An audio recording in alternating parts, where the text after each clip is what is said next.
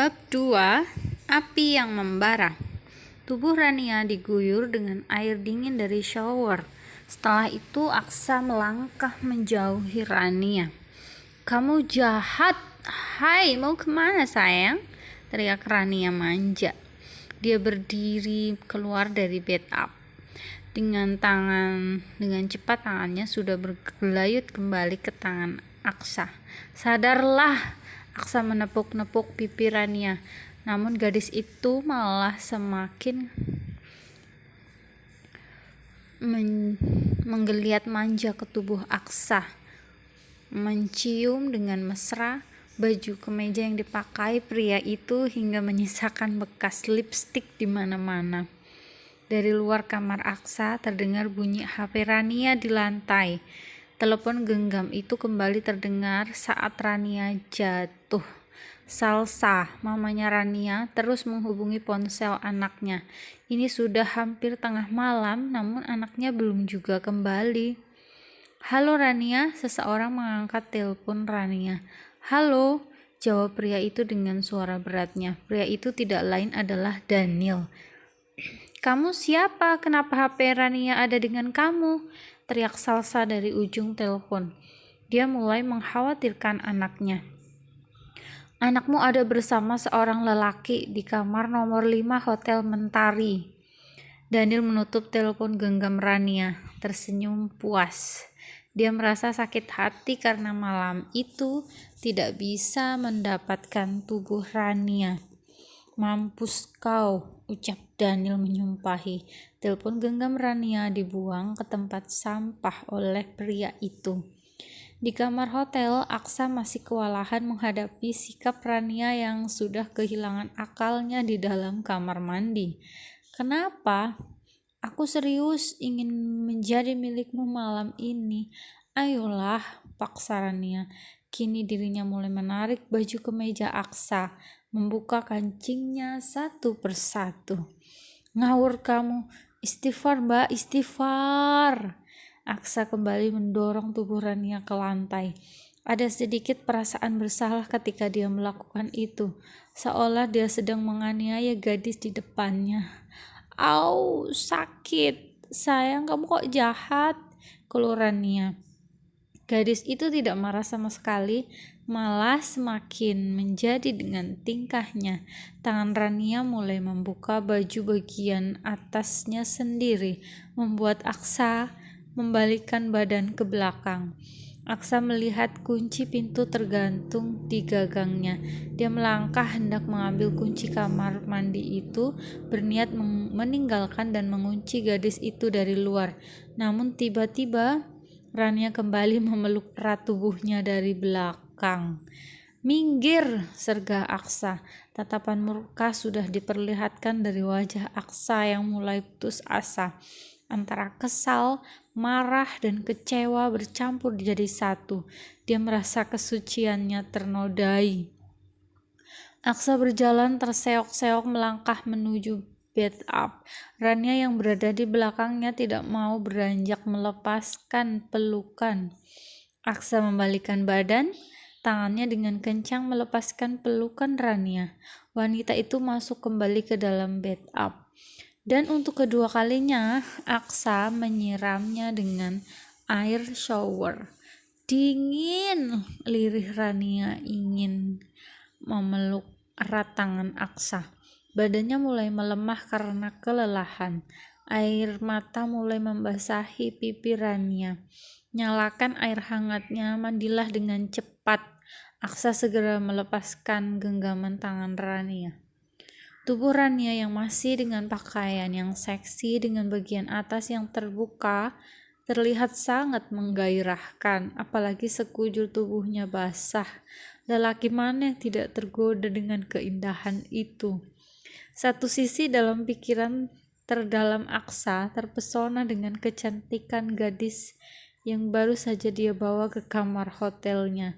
Sepanjang dia membopong gadis itu dalam pelukan, jantung Aksa berdebar lebih kencang. Sebagai lelaki tentu saja dia normal dengan nafsu yang dimilikinya. "Astagfirullah," umpat Aksa. Dia menarik nafas panjang ketika berhasil keluar dari kamar mandi.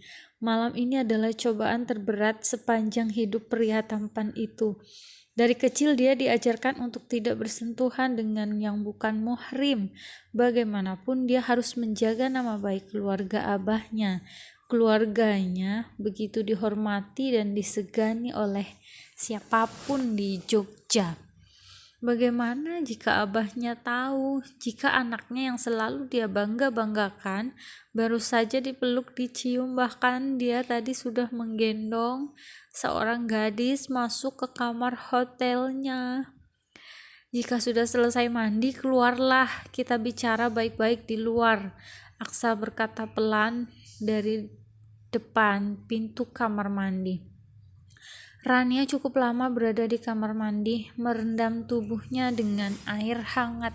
Kepalanya pusing karena efek obat yang masih terasa dalam diri Rania. Kenapa aku jadi seperti orang gila? Siapa pria itu? Oceh Rania dalam hatinya. Dia mulai berhenti berhalusinasi dan berganti dengan rasa malu kepada Aksa. Salsa dengan yoga, ayah Rania sudah meluncur ke alamat hotel yang dikirimkan Daniel dari telepon genggam Rania. Setengah jam kemudian mereka sudah sampai di hotel. Wajah keduanya khawatir, ketakutan akan hal buruk yang akan menimpa anaknya. Bagaimana jika terjadi sesuatu pada Rania, Pak? Salsa terisak keluar dari mobilnya.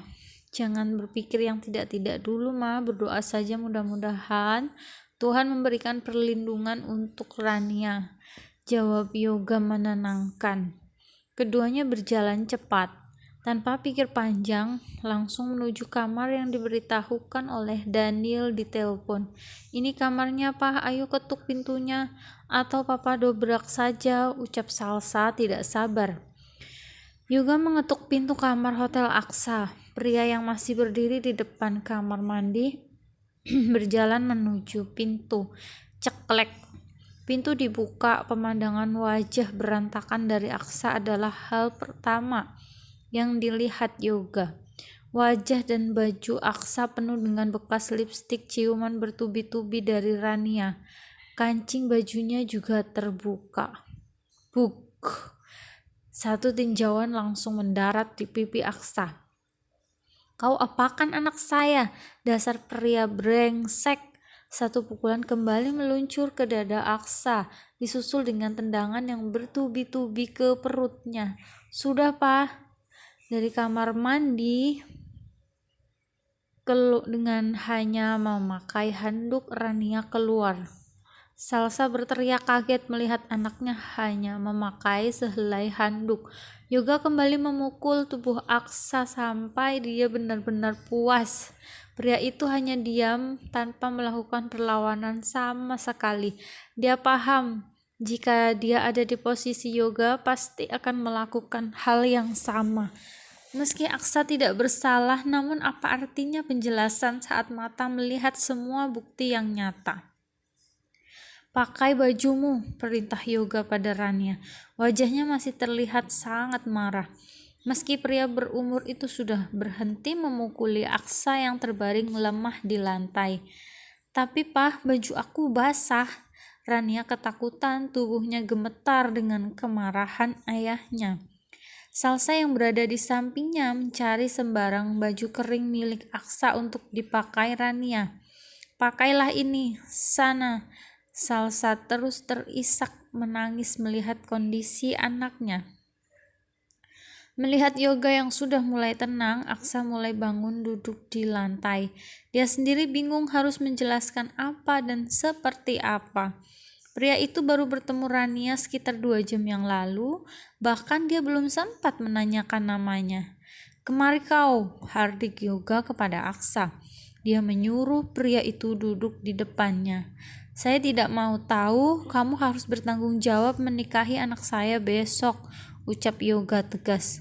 Maaf Om, saya akan menjelaskan semuanya terlebih dahulu. Apa yang Om lihat di kamar ini tidak sama dengan kejadian yang sebenarnya, ucap Aksa tenang. Pria itu berusaha membela dirinya sendiri karena dia tidak merasa bersalah atas semua yang terjadi. Bukankah seharusnya dia diberikan ucapan terima kasih, bukan disuruh bertanggung jawab? Maksudmu, apa yang saya lihat itu salah? Jelas-jelas sudah tertangkap basah tapi masih cari alasan. Pokoknya besok kamu harus menikahi Rania, kekeh Yoga. Dari arah kamar mandi, Rania baru saja keluar. Dia tersentak kaget mendengar kata menikah. "Pah, aku tidak mau menikah dengan dia. Aku sudah punya pacar," Rania berkata membela dirinya. "Diam kamu!" Plak. Yoga menampar Rania. "Belum puas kamu mempermalukan keluarga, ha?" Yoga kembali berteriak kepada putrinya.